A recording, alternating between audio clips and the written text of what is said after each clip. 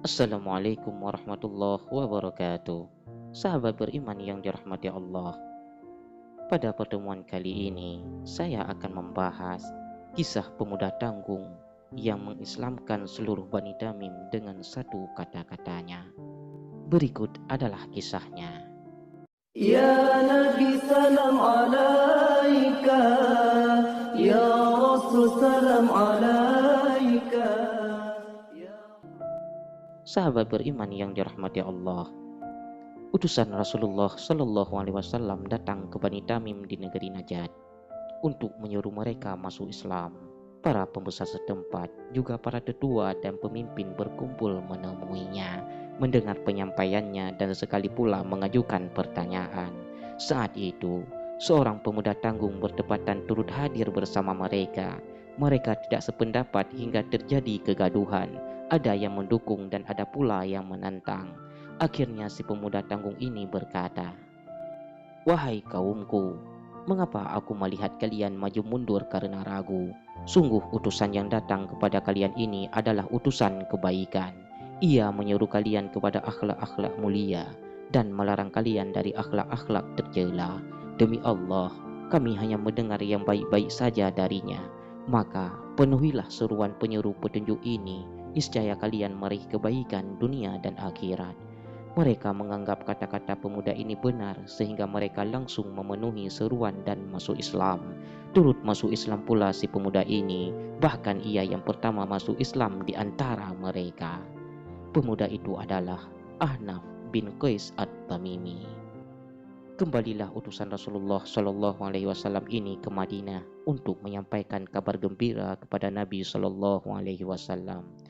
Setelah itu, utusan Bani Tamim datang untuk mendapat kemuliaan bertemu langsung dengan Rasulullah Shallallahu Alaihi Wasallam.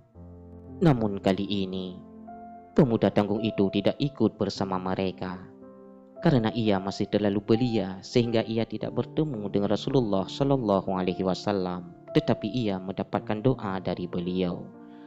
Ahnaf menuturkan kisah tersebut. Ia berkata, "Ketika aku bertawaf di Baitul Atiq pada masa Umar bin Khattab, tiba-tiba seseorang yang aku kenal datang menghampiriku.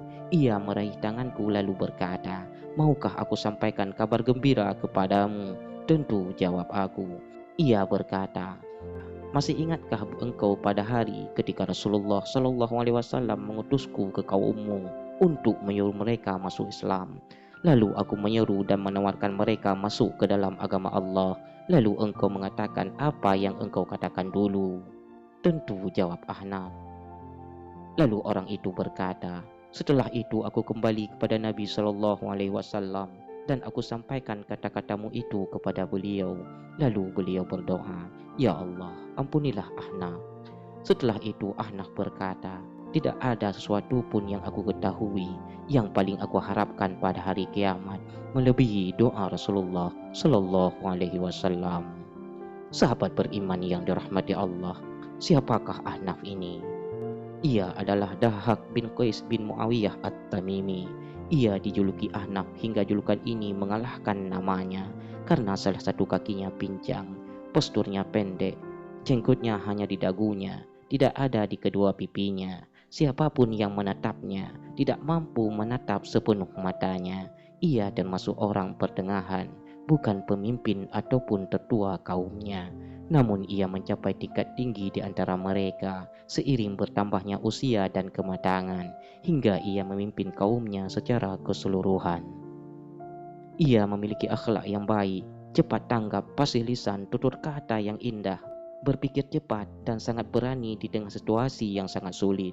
Semua akhlak mulianya itu dihiasi sikap santunnya hingga ia menjadi perumpamaan yang membuatnya lebih tinggi dari siapapun.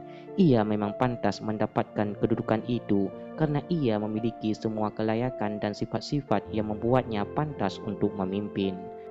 Banyak peristiwa yang menjadi saksi kesantunan Ahnaf yang tentu saja memerlukan sebuah kitab tebal untuk menyebut semua itu karena disebutkan secara terpisah di dalam sejumlah kitab. Diriwayatkan bahwa Amr bin Al-Ahtam membujuk seseorang untuk mencaci Ahnaf dengan maksud untuk membuatnya marah sehingga ia terlepas dari sifat santun dan ketenangannya. Lalu sifat dan keistimewaan itu lenyap darinya.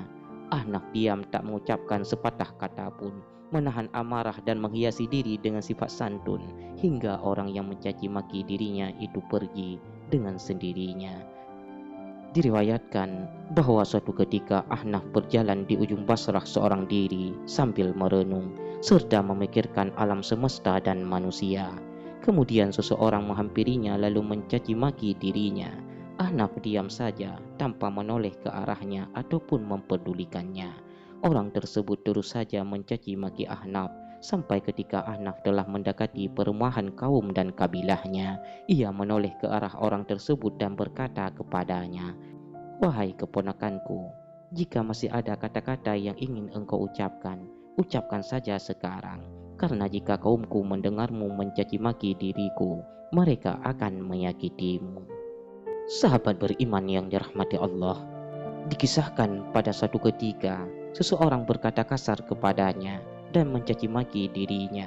Saat melihat Ahnaf diam saja tidak memberikan jawaban apapun, orang itu berkata, "Demi Allah, wahai Ahnaf, andaikan engkau mengucapkan satu kata kepadaku, aku akan membalasnya 10 kata." Ahnaf tersenyum dan berkata, "Andai pun engkau mengucapkan 10 kata kepadaku, engkau tidak akan mendengar satu kata pun dariku." Sahabat beriman yang dirahmati Allah, apakah Ahnaf melakukannya secara dibuat-buat, ataukah hal itu sudah menjadi tabiat dan wataknya? Tidak bisakah Ahnaf menanggapi orang-orang lemah akal seperti mereka ini, sehingga membuat mereka diam dan menyumpal mulut mereka dengan batu? Seperti apa hakikat sifat santun yang dimiliki Ahnaf? Ketika orang-orang merasa heran pada sifat santunnya, ia berkata, "Demi Allah, aku juga merasa marah dan sedih seperti halnya orang lain. Namun, aku ini sangat sabar." Ahnaf tidak kembali lagi ke Madinah Al-Munawwarah kecuali pada masa Khalifah Amirul Mukminin Umar bin Khattab. Ia datang bersama utusan Bani Tamim dari Basarah. Penyebab kedatangan Ahnaf ke Madinah ini adalah Umar meminta Utbah bin Ghazwan, panglima tertinggi pasukan Islam di Irak dan Persia, agar mengirim 10 di antara sahabat-sahabatnya yang saleh dan yang paling banyak berkorban dalam perang, agar Umar bisa mengetahui kondisi para pasukan dan mendengar pandangan dan saran mereka.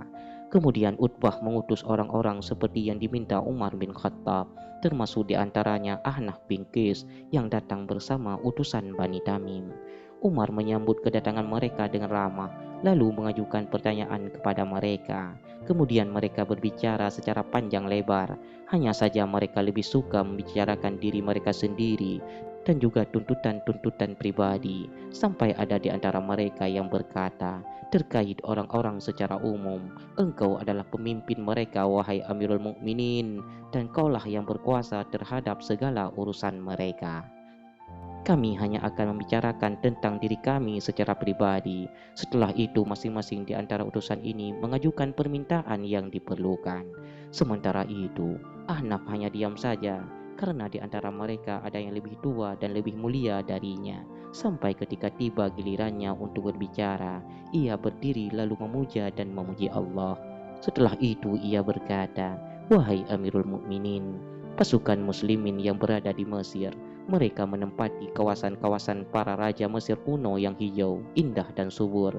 Pasukan muslimin yang berada di negeri-negeri Syam, mereka menempati kawasan-kawasan kaisar yang leluasa, penuh buah-buahan dan taman-taman indah.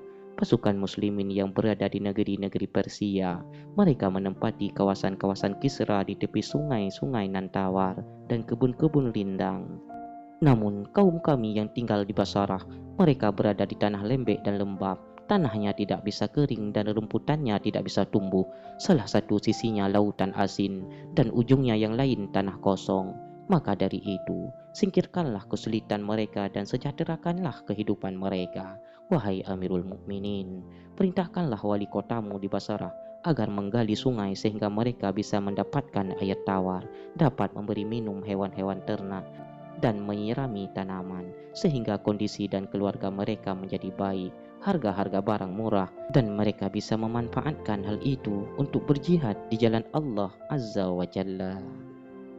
Sahabat beriman yang dirahmati Allah, Sayyidina Umar radhiyallahu an menyimak, memikirkan dan kagum kepada sosok Ahnaf dan juga kata-kata yang ia sampaikan. Al-Faruq mengenal setiap orang dengan baik. Akhirnya Umar Al-Faruq menoleh ke arah mereka dan berkata, "Apakah kalian tidak melakukan seperti yang dia lakukan ini? Demi Allah, dia ini seorang pemimpin." Setelah itu, Umar memberi mereka berbagai macam hadiah dan memuliakan mereka. Ketika Umar menyerahkan hadiah kepada Ahnaf, Ahnaf berkata, "Demi Allah, wahai Amirul Mukminin, kami tidak datang jauh-jauh mengarungi sederetan padang pasir dan membuat unta-unta kami lelah pada pagi dan petang demi mendapatkan hadiah ini. Aku tidak punya keperluan apapun untuk aku sampaikan kepadamu selain keperluan kaumku yang telah aku sampaikan kepadamu.